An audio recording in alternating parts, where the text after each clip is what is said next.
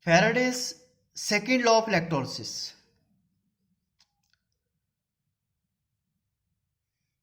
These are two electrolytes placed into different containers.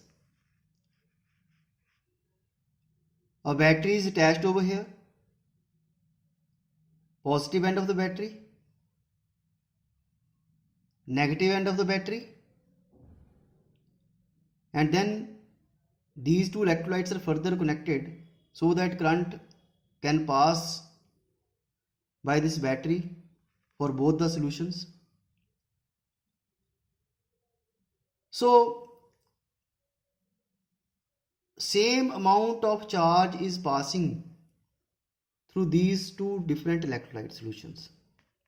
Same amount of current is passed because only one battery is attached. So that will give same amount of current. So when same amount of electricity or charge is passed through different electrolytes connected in series, these are connected in series in a single line, the masses of the substances deposited at the respective electrodes are directly proportional to their equivalent masses. So what is this equivalent mass? Suppose like here we have taken the example of copper sulfate and silver nitrate solution. Copper has atomic mass of 63.5 and its charge in this solution is +2. This you study in your lower classes. So what is equivalent mass of copper here? 63.5 divided by charge on copper. Here silver nitrate, on silver there is one positive charge. So what is equivalent mass of silver? That is its atomic mass, which is approximately equal to 108 gram, divided by charge, that is 1. Now out of these two electrodes, on which electrode deposition will be more? On that electrode where equivalent mass is more. Here equivalent mass is 63.5 divided by 2. It is 108 divided by 1. It means this side is having more equivalent mass. It means on silver side more deposition will takes place at the opposite electrode.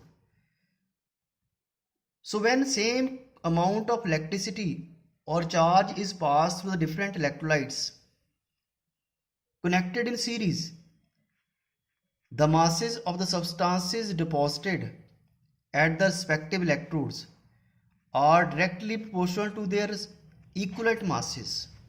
So that equivalent mass concept we have already discussed. Mathematically, according to Faraday's second law of electrolysis, because we have taken example of copper sulfate and silver nitrate, here it can be nickel sulfate, silver nitrate, or any other electrolyte solution, aluminium sulfate. So we have connected two electrolyte solution in series.